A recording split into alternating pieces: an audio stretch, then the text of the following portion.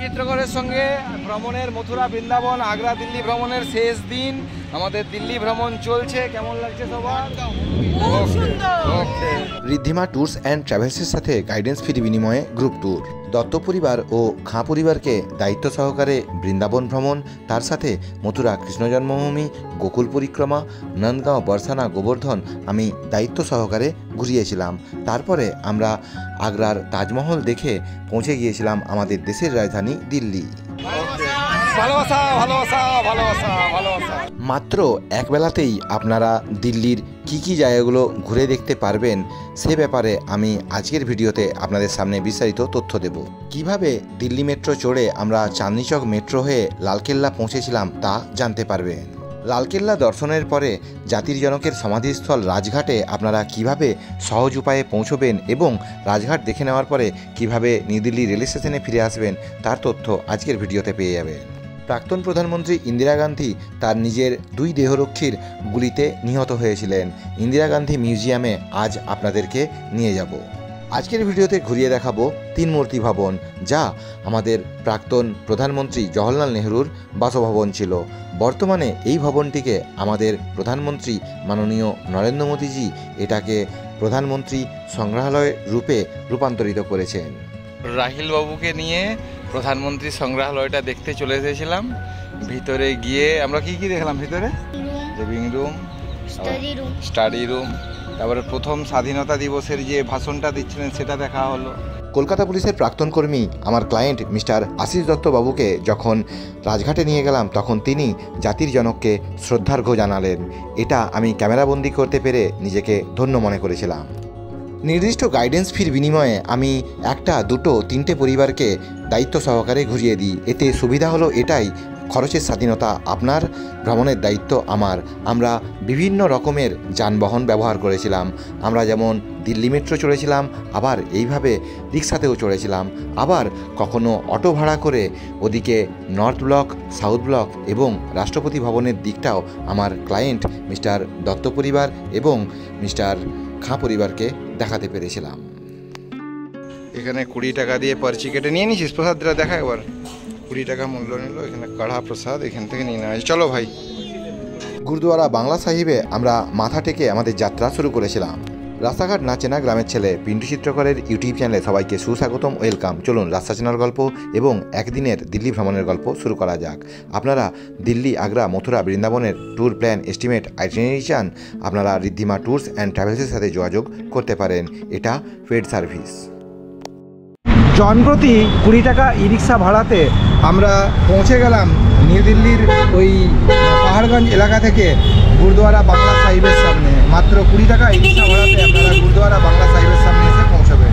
20 rupees. এই হলো gurdwara Bangla Sahib. Thank you ভাই। নিউ দিল্লি পাহাড়গঞ্জ সাইডে অবস্থিত হোটেল লর্ডস গেস্ট হাউস থেকে গুরুদুয়ারা বাংলা সাহিবের ডিস্টেন্স হচ্ছে 2.4 কিলোমিটার। আমরা জনপ্রতি 20 টাকা ই রিক্সাতে পৌঁছে গিয়েছিলাম। আপনারা আশা করছি গুগল ম্যাপেও বুঝতে পারছেন। এছাড়া গুগল ম্যাপের লোকেশন আমি এই ভিডিওর ডেসক্রিপশন বক্সেও দিয়ে দেব। এই হচ্ছে গুগল ম্যাপটা। এরপরেও কিছু জিজ্ঞাসা থাকলে আপনারা অবশ্যই কমেন্ট করে জানতে চাইবেন। রাস্তার এই ফুটে আমাদেরকে ই রিক্সা নামিয়ে দিল, সাবধানে রাস্তা পার করবে। গুরুদুয়ারা বাংলা সাহিবের একটা সম্পূর্ণ ডিটেলস ভিডিও আছে, আমি সেই ভিডিওটার লিঙ্ক ডেসক্রিপশন বক্সে দিয়ে দিলাম। খালি মাথায় গুরুদুয়ারার ভিতরে যেতে নেই, আপনাদের মাথা এইগুলো দিয়ে অবশ্যই ঢেকে নেবেন। এগুলো ফ্রি সার্ভিস। আর ওদিকে জুতো ও বড় ব্যাগ জমা রাখতে পারেন। প্রবেশ করার পরেই বাম হাতে এখানে প্রসাদের একটি কাউন্টার আছে। কিছু অর্থরাশি দিলেই আপনারা 10 টাকা, 20 টাকা, 100 টাকা আপনাদের ক্ষমতা অনুযায়ী টাকা দেওয়ার পরেই এখানে কাড়া প্রসাদ পাবেন। গুরুদুয়ারার সম্পূর্ণ ইতিহাস নিয়ে আমি একটি ভিডিও বানিয়েছিলাম, তা আপনারা এই ভিডিওর নিচে ডেসক্রিপশন বক্সে পেয়ে যাবেন। গুরুদুয়ারার ভিতরে ছবি তোলা নিষেধ। এদিকে আছে লঙ্গরখানা। লঙ্গরখানাতে আমরা আমাদের ভোজন সম্পূর্ণ করেছিলাম। দুপুর 12টা থেকে 1:10-এর মধ্যে আমাদের গুরুদুয়ারা বাংলা সাহিব দেখা হয়ে গিয়েছিল। আপনারা দিল্লিতে অবশ্য ভ্রমণটা সকাল 7টা-8টা থেকে শুরু করতে পারেন। গুরুদুয়ারা বাংলা সাহিব দেখে নেওয়ার পরে আপনারা অটোতে চড়বেন। যদি 4 জন থাকেন মোটামুটি 20 টাকা বা 25 টাকা গুণিতকে মাত্র 100 টাকাতেই আপনারা গুরুদুয়ারা বাংলা সাহিব থেকে এই রাজীব চক এলাকা পার করে পৌঁছে যাবেন ইন্ডিয়া গেটের সামনে। আর এই যে রোডটা আমরা যাচ্ছি, এই রোডটা হলো অশোকা রোড। গুরুদুয়ারা বাংলা সাহিবে আমরা ওখানে লঙ্গরে রুটি এবং বিভিন্ন খাদ্যদ্রব্যগুলো ওখানে খেলাম। স্যার আপনার তাহলে হঠাৎ করেই আমাদের কিন্তু খাওয়া দাওয়াটা ওখানে হয়ে গেল। লঙ্গরে অংশগ্রহণ করা হলো। লঙ্গরে অংশগ্রহণের পরে আমরা 1টা 10 মিনিটে বেরিয়ে পড়েছি। এখন এখান থেকে আমরা জনপ্রতি 30 টাকা 40 টাকা আর কি, আমরা তো একসঙ্গে এইভাবে যাচ্ছি, তো মোটামুটি 100 টাকা অটো ভাড়াতে আমাদের এখন গন্তব্য হচ্ছে ইন্ডিয়া গেট। ইন্ডিয়া গেটের ডিস্টেন্স এখান থেকে মোটামুটি 4 কিলোমিটার, 3.5 থেকে 4 কিলোমিটার।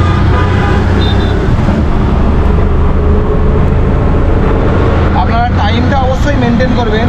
যারা কাশ্মীর যাবেন, যারা হরিদ্বার মুসৌরি যাবেন, বা যারা অমৃতসর যাবেন, বা যারা রাজস্থান যাবেন, তারা এই টাইম মেনটেন করলে একবেলাতে আপনাদের এই জায়গাগুলোই ঘোরা হবে। এখন আমরা যাচ্ছি ইন্ডিয়া গেট। তো এই হচ্ছে কর্তব্য পথ। ওদিকে রাষ্ট্রপতি ভবন, নর্থ ব্লক, সাউথ ব্লক। আমরা অটো থেকে নেমে এদিকে এলাম, ফটোগ্রাফি করলাম। ফটোগ্রাফি সম্পূর্ণ করে আবারও আমরা ফিরে এখান থেকে যাব ইন্দিরা গান্ধী সংগ্রহালয় এবং প্রধানমন্ত্রী সংগ্রহালয়ের দিকে আপনারা যেতে পারেন। এইভাবে আমাদের ভ্রমণ এগিয়ে চলেছে। 6 মার্চ 2025-এ আমাদের যে ভ্রমণটা শুরু হয়েছিল সেটা আজকে 13 মার্চ, সেটা আজকে 12 মার্চ 2025-এ এসে শেষ হওয়ার পথে। তো এইভাবেই আপনারা ঋদ্ধিমা ট্যুরস অ্যান্ড ট্রাভেলসের সাথে আগামী দিনে যদি ঘুরতে চান দিল্লি, আগ্রা, মথুরা, বৃন্দাবন, সেক্ষেত্রে আপনারা আমার নম্বরে যোগাযোগ করতে পারেন। Riddhima tours and travels, Pindi Chitragarh, 9933925926। এই হচ্ছে কর্তব্য পথ এবং ইন্ডিয়া গেট। আমার 2 ক্লায়েন্ট পরিবারের সন্ধ্যাবেলায় পশ্চিমবঙ্গ ফেরার ট্রেন ছিল। আপনারা যদি 2 দিন থাকেন সেক্ষেত্রে অবশ্যই সন্ধ্যাবেলায় India gate, north block, south block, Rashtrapati ভবনের সান্ধ্যকালীন রূপটা অবশ্যই দেখতে যাবেন। ইন্ডিয়া গেটের সামনে আমরা আরেকটি অটোওয়ালার সাথে চুক্তি করলাম। উনি আমাদেরকে নর্থ ব্লক, সাউথ ব্লক এবং রাষ্ট্রপতি ভবনটা দেখিয়ে ছাড়বেন ইন্দিরা গান্ধী সংগ্রহালয়। অটোর ডান দিকে দেখে নিন, গোটা নর্থ ব্লক, সাউথ ব্লক এবং রাষ্ট্রপতি ভবন পুরো দেখা যাচ্ছে। এই হলো নর্থ ব্লক, সাউথ ব্লক, রাষ্ট্রপতি ভবন এলাকা দেখলেন। চলুন এরপর আমরা কোথায় যাব? ইন্দিরা গান্ধী সংগ্রহালয়। ইন্ডিয়া গেট থেকে নর্থ ব্লক, সাউথ ব্লক দেখিয়ে ইন্দিরা গান্ধী সংগ্রহালয় পর্যন্ত ছাড়ার জন্য অটোওয়ালার সাথে চুক্তি হয়েছে 200 রুপিস। উদ্যোগ ভবন পার হলেন, আর এখন এটা হচ্ছে বায়ু ভবনের সামনের সার্কেল। তো এখানে অফিস করার কথা যে আপনি বলছেন, একদম ঠিক কথা বলেছেন। বিভিন্ন সমস্ত অফিস, যেমন আমাদের ডালহৌসি। হ্যাঁ, যেমন আমাদের ডালহৌসি একদম। এই হলো বায়ু ভবন, আপনারা দেখুন সামনে যে করা আছে বায়ু ভবন। এই ভ্রমণটা দেখে নিশ্চয়ই বুঝতে পারছেন যে আমরা কিভাবে গণপরিবহন ব্যবহার করে নিজেদের মতন খরচা করে আমরা ভ্রমণটা সম্পন্ন করছি। তথাকথিত ট্যুর প্যাকেজের থেকে প্রত্যেকবারই হিসেব করে দেখা গেছে যে এতে খরচ কম হয়েছে।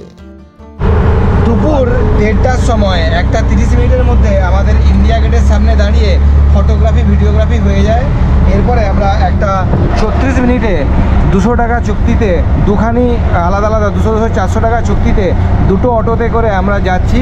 ওদের সঙ্গে আমাদের চুক্তি এটা হয়েছে যে ওখানে রাষ্ট্রপতি ভবন এবং ওই জায়গাটার সামনে দাঁড়িয়ে ফটোগ্রাফিটা করে নেব। ফটোগ্রাফি করে নিয়ে তারপরে ওরা ওখান থেকে আরও প্রায় 2 কিলোমিটার 2.5 কিলোমিটার দূরে আমাদেরকে ইন্দিরা গান্ধী সংগ্রহালয়ের সামনে ওখানে ছেড়ে দেবেন। ইন্দিরা গান্ধী সংগ্রহালয় দেখে নেওয়ার পরে আমরা যাব পুরনো 3 মূর্তি ভবন, যা বর্তমানে প্রধানমন্ত্রী সংগ্রহালয় হয়েছে।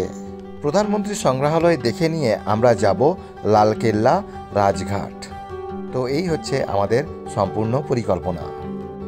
ইন্দিরা গান্ধী যখন প্রধানমন্ত্রী ছিলেন সেই সময় যেটি ওনার বাসভবন ছিল তা বর্তমানে মিউজিয়ামে রূপান্তরিত। আমরা একটু আগে যে ছবিটি দেখলাম সেই ছবিটিতে কবিগুরু রবীন্দ্রনাথ ঠাকুরের কাছে ইন্দিরা গান্ধী বিশ্বভারতীতে পড়াশোনার জন্য গিয়েছিলেন। ইন্দিরা গান্ধী সংগ্রহালয়ে আপনারা দেখবেন প্রয়াত প্রধানমন্ত্রী ইন্দিরা গান্ধীর ড্রয়িং রুম। তারপরে আমরা দেখে নিলাম ওনার প্রার্থনা ঘর। মাতা আনন্দময়ী মায়ের ছবি দেখতে পাচ্ছি। আনন্দময়ী মায়ের আশ্রমে আমরা বৃন্দাবনে ছিলাম। এই হলো প্রার্থনা ঘর।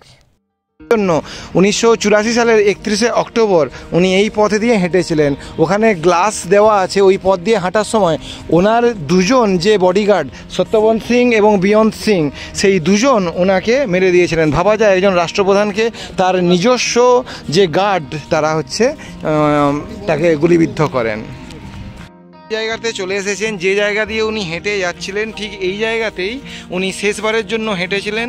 সত্যবন্ত সিং এবং বিয়ন্ত সিং এখানে ওকে গুলিবিদ্ধ করেন এবং তার মধ্যে একজন যে সত্যবিন্দু বিয়ন্তের মধ্যে যিনি একজনকে, তাকে আবার তার মধ্যে একজন গুলি করে মেরে দেন আর বাকি একজনকে পুলিশ ধরে। তো এইটা হলো সেই জায়গাটা।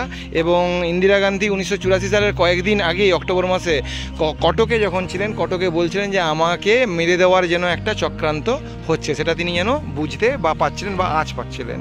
তো এই হচ্ছে সেই পথটা। এখানে ওনার বাড়িতে প্রবেশের জন্য কোনো এন্ট্রি ফি নেই। জলের বোতল বা কোনো রকমের কোনো খাদ্যদ্রব্য নিয়ে আপনারা প্রবেশ করতে পারবেন না। তো আমাদের 1-2-10 মধ্যে এটা দেখা সম্পূর্ণ হয়ে গেল। ইন্দিরা গান্ধী সংগ্রহালয়টা দেখা সম্পূর্ণ হলো, ইন্দিরা গান্ধী মিউজিয়ামটা দেখা সম্পূর্ণ হলো। আপনারা ভিতরে গেলে কি দেখবেন? ভিতরে গেলে ওনার বেডরুম, ওনার স্টাডি রুম, ওনার যে ডাইনিং রুম এগুলো দেখবেন এবং রাজীব গান্ধীর যে নিহত হওয়ার পরে যে ড্রেসটা সেটা দেখবেন এবং কবিগুরু রবীন্দ্রনাথ ঠাকুরের সান্নিধ্যে উনি গেছিলেন তার সুন্দর একটি ছবি দেখবেন। এটা দেখে আপনারা ইন্দিরা গান্ধী সংগ্রহালয় থেকে বেরোবেন। এটা সোমবার দিন বন্ধ থাকে এবং এখানে এন্ট্রির জন্য কোনো ফিস লাগে না। ইন্দিরা গান্ধী সংগ্রহালয় দেখে নেওয়ার পরে আপনাদের পরবর্তী গন্তব্য হবে প্রধানমন্ত্রী সংগ্রহালয় বা 3 মূর্তি ভবন, যা জওহরলাল নেহরুর পূর্বতন বাসভবন ছিল। চলুন যাওয়া যাক। 3 মূর্তি ভবন অর্থাৎ এই প্রধানমন্ত্রী সংগ্রহালয়ে এন্ট্রি ফি অনলি 50 রুপিস এবং ছোট শিশু ছানাদের 40 রুপিস। আর এটা 1930-31 সালের দিকে এটার নির্মাণ করা হয়েছিল। আর যখন এটা নির্মাণ করা হয়েছিল তখন এটা তৎকালীন ব্রিটিশ সরকারের যে চিফ আর্মি জেনারেল ছিলেন তার থাকার জন্য এই বাড়িটি নির্মাণ করা হয়েছিল, যা পরবর্তীতে ভারতবর্ষের প্রথম প্রধানমন্ত্রী প্রয়াত জওহরলাল নেহরুজির বাসভবন হয়েছিল। আমি আমার ভাইপো রাহিল বাবুকে নিয়ে প্রধানমন্ত্রী সংগ্রহালয়টা দেখতে চলে এসেছিলাম। ভিতরে গিয়ে আমরা কি দেখলাম? ভিতরে এটা দেখলি থাকার room, bedroom, living room, study room, তারপরে প্রথম স্বাধীনতা দিবসের যে ভাষণটা দিচ্ছিলেন সেটা দেখা হলো, তাই তো। এগুলো দেখে আমরা পিছনের বিল্ডিংয়ে গেলাম। পিছনের বিল্ডিংয়ে যেতে আপনারা 14 জন প্রধানমন্ত্রীর ছবি এবং তারা কি তাদের জীবদ্দশায় কর্মকাণ্ড করেছেন সেটা আপনারা দেখে নেবেন। বিভিন্ন মডেলের ছবি দেখলাম। তারপরে কম্পিউটারটা বলে দে, রাজীব গান্ধী যে কম্পিউটার আর ওই যে ফোনের যে জায়গাটা ওটা দেখলাম। প্রথম যে কম্পিউটার আসার জায়গাটা, ইন্দিরা গান্ধীর অপারেশন শক্তি, তারপরে আমাদের লাল বাহাদুর শাস্ত্রীর জয় জওয়ান জয় কিষান বলাটা তারপরে অটল বিহারী বাজপেয়ীজির জয় জওয়ান জয় কিষান জয় বিজ্ঞান লেখাটা, তারপরে ওনার সর্বশিক্ষা অভিযান, তারপরে মনমোহন সিংয়ের 100 দিনের কাজের প্রকল্প, এইগুলো সমস্ত দেখে আমরা বেরিয়ে এলাম। চলো তাহলে এখান থেকে আমরা এখন পরে যাব লালকেল্লা। এই হলো 3 মূর্তি ভবনের অংশ আর পিছন দিকে নিউ বিল্ডিং। এখানে গেলেই 14 জন প্রধানমন্ত্রীর বিভিন্ন কর্মকাণ্ড আপনারা অবশ্যই গিয়ে দেখে আসবেন। আর আপনারা প্রধানমন্ত্রী সংগ্রহালয়ে যে গ্যালারি দেখবেন তা দেখে অভিভূত হবেন। ভারতবর্ষের বিভিন্ন যে ঘটনাগুলো বিখ্যাত ঘটেছিল সেগুলো দেখতে পাবেন। এখানে আপনারা রেস্টুরেন্টও পাবেন আর সবশেষে অটল বিহারী বাজপেয়ীজির ব্যবহৃত অ্যাম্বাসেডরটাও দেখে নেবেন। প্রধানমন্ত্রী সংগ্রহালয় দেখে নেওয়ার পরে আপনারা মেট্রো ধরার জন্য আবারও ফিরে যাবেন সেন্ট্রাল সেক্রেটারিয়েট। অটোতে ভাড়া পড়বে 3 জনের মোটামুটি 100 থেকে 150 টাকা। আর আপনারা যদি আমার ক্লায়েন্টদের মতন ইন্দিরা গান্ধী সংগ্রহালয় দেখার পরে লোককল্যাণ মার্গ মেট্রো স্টেশনে যান, সেক্ষেত্রে আপনারা ইয়েলো লাইন মেট্রোতে পৌঁছবেন চাঁদনি চক মেট্রো স্টেশন। সেক্ষেত্রে আপনারা চাঁদনি চক মার্কেট এলাকায় পৌঁছে অর্থাৎ চাঁদনি চক মেট্রোতে নেমে এরকম রিক্সায় করে পৌঁছে যাবেন লালকেল্লায়। অর্থাৎ ইয়েলো লাইন মেট্রোতে গেলে আপনারা চাঁদনি চক মেট্রোতে নেমে রিক্সা করে পৌঁছে যাবেন লালকেল্লা। আর আপনারা যদি ভায়োলেট লাইনের মেট্রো ধরেন সেক্ষেত্রে অর্থাৎ সেন্ট্রাল সেক্রেটারিয়েট মেট্রো থেকে ভায়োলেট লাইনেই সরাসরি পৌঁছে যাবেন লালকেল্লা মেট্রো স্টেশন এবং বাইরেই দুর্গ। আপনারা অনলাইনে টিকিট কেটে যেতে পারেন। 15 বছরের নিচে বয়স হলে টিকিট লাগবে না। লালকেল্লার ভিতরে পৌঁছানোর পরে এই ছাত্তা বাজার এরিয়া অতিক্রম করার পরেই আপনারা সামনে যে বিল্ডিংটা দেখতে পাচ্ছেন এটা হলো নহবতখানা। সম্রাট শাহজাহানের বানানো এই লালকেল্লায় যখন অতিথিরা আসতেন তখন নহবতখানায় মিউজিক বাজানো হতো। এখানে আছে অনেকগুলি মিউজিয়াম। প্রথম মিউজিয়ামে আপনারা 1857 খ্রিস্টাব্দে মহাবিদ্রোহের ইতিহাসটা দেখবেন। তারপরে আপনারা আরেকটি মিউজিয়ামে জালিয়ানওয়ালাবাগের ইতিহাসটি জানতে পারবেন এবং তৃতীয় মিউজিয়ামে গেলে আপনারা নেতাজি সুভাষচন্দ্র বসুর বীরত্বের কাহিনী দেখতে পাবেন।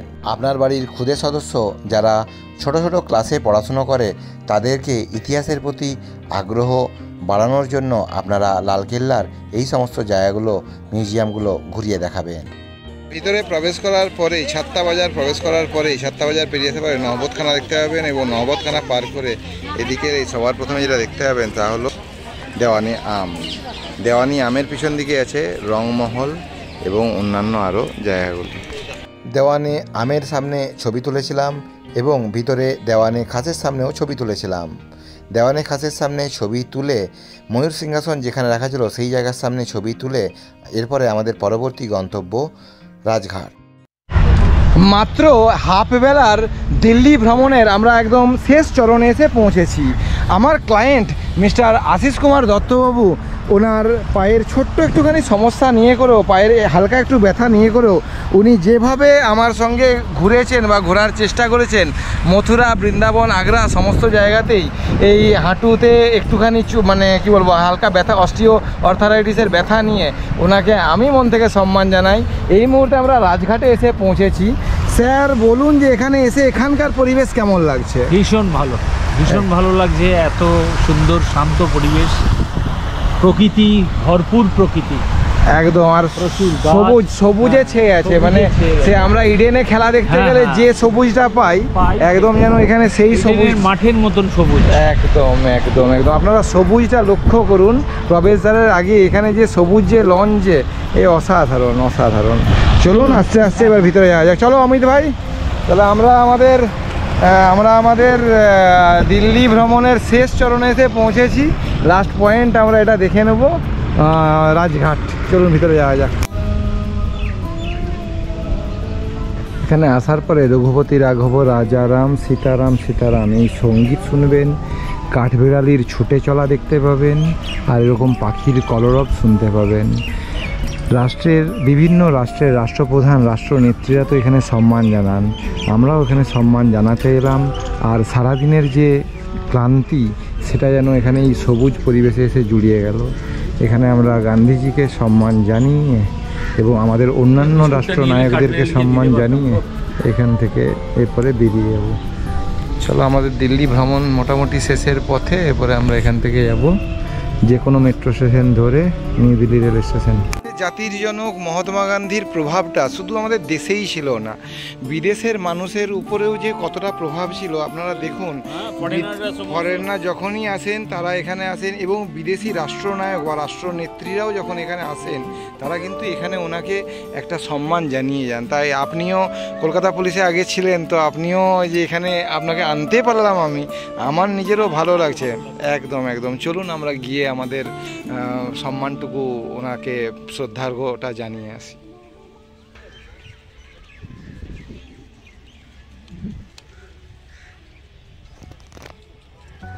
ম্যাডাম আরেকবার অভিনয়টা একটু দেখিয়ে দিন একটু এখানে। দেখুন, আমাকে সবাই বলে যে আমি নাকি মার্কেটিং করার সময় দিই না, আমি কিন্তু সময় দিয়েছি। ওখানে সেই গান্ধী, এখানে গান্ধীজির সমাধিস্থল দেখতে এসে করে স্যার ম্যাডাম বলছেন যে কেন স্যার ওনাকে চাঁদনি চক মার্কেটে মার্কেটিংয়ের সময় দেয়নি। এই নিয়ে হচ্ছে গল্প চলছে, তো একটু মজাদার ভিডিও একটুখানি করে রাখলাম। রাজঘাট দেখে নেওয়ার পরে জনপ্রতি 20 টাকা ই রিক্সা ভাড়াতে আমরা নিউ দিল্লি রেল স্টেশনে ফিরে চলে এসেছিলাম। বিকেল 5:40 মধ্যেই আমরা ফিরে চলে এসেছিলাম। দুটো গেট পার করার পরে, দুটো এক্সিট গেট পার করার পরে সামনে ওখানে আছে এন্ট্রি গেট। আর ওই এন্ট্রি গেটের সামনে যেতে যেতে আপনারা ডান দিকেই খাবারের দোকানগুলো দেখতে পাবেন। এই হলো এক্সিট গেট। আর ওখানে আছে এন্ট্রি গেটটা। এন্ট্রি গেটের সামনে দিয়ে গেলে ডান দিকে গেলেই লর্ডস গেস্ট হাউস। রেল স্টেশনে ছিলাম। নিউ দিল্লি রেল স্টেশন থেকে আনন্দ বিহার রেল স্টেশন আসতে এত হ্যাপা পোহাতে হবে একদমই আশা করিনি। আজকে আমার বৃন্দাবন, মথুরা, আগ্রা, দিল্লি ভ্রমণের শেষ দিন ছিল।